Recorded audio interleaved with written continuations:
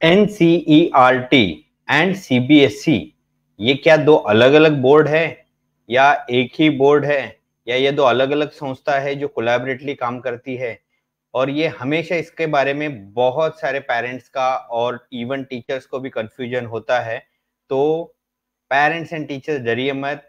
मैं professor Mahesh Khadke, mentor counsellor and proprietor of VM tutorial, आप सभी का A to Z of CBSE इस वीडियो सीरीज में हार्दिक स्वागत करता हूं।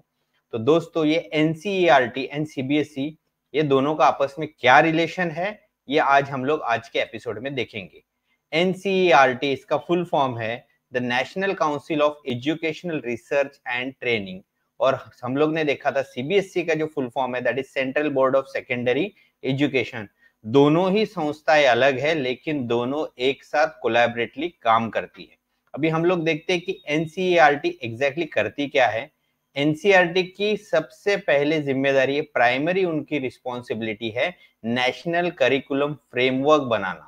अब ये नेशनल करिकुलम फ्रेमवर्क बना के होता क्या है, ये नेशनल करिकुलम फ्रेमवर्क देश के पूरे कंट्री के सभी स्कूलों को, सभी बोर्ड को एक गाइडलाइंस देता है कि आपका जो अलग अलग स्टैंडर्ड का सिलेबस क्या होना चाहिए, उसमें कंटेंट क्या होना चाहिए, वो पढ़ाना कैसे, उसके लिए क्या क्या गाइडलाइंस है, ये एनसीईआरटी।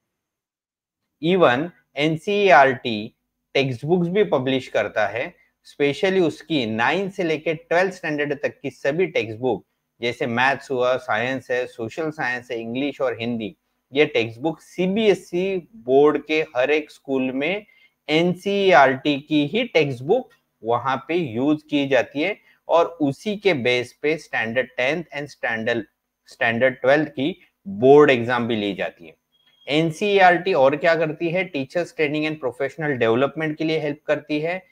बदलते समय के साथ टीचर्स को ट्रेनिंग देना है, उनको एम्पावर करना है, उनके स्किल डेवलप करने, इसके लिए वर्कशॉप ऑर्गेनाइज करती है। और सीबीएसई बोर्ड अपने सभी टीचर्स को एनसीईआरटी द्वारा दी जाने वाली ये ट्रेनिंग्स में, ये वर्कशॉप में उनको शामिल होने के लिए प्रोत्साहित करती है।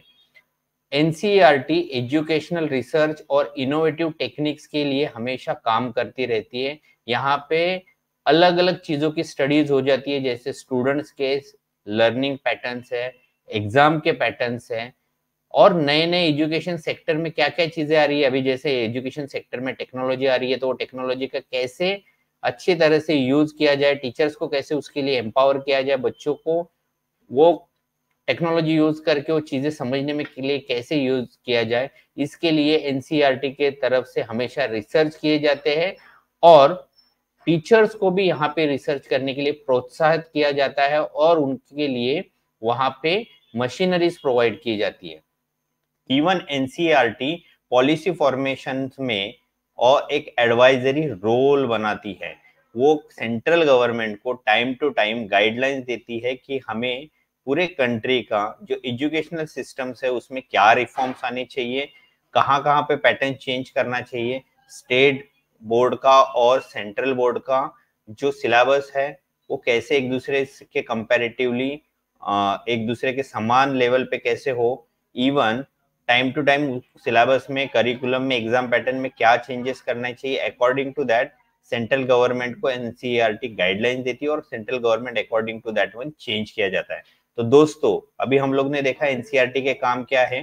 तो अगर हम लोग ये कहें कि एनसीईआरटी और सीबीएसई ये एक ही नाणे, एक ही कॉइन के दो पहलू है, तो उसमें उसको हम लोग मना भी नहीं कर सकते और हाँ भी नहीं कर सकते। लेकिन एनसीईआरटी एक एपेक्स बॉडी है जो पूरे कंट्री के लिए सिलेबस बनाती है, टीचर्स के लिए गाइडेंस देती है, सेंट्रल गवर्नमेंट को गाइडेंस देती है कि टाइम टू टाइम आपको कैसे चेंज करनी है, और सीबीएसई बोर्ड ये सभी गाइडलाइंस को फॉलो करता है और एनसीईआरटी का रिसोर्स मटेरियल भी यूज करता है।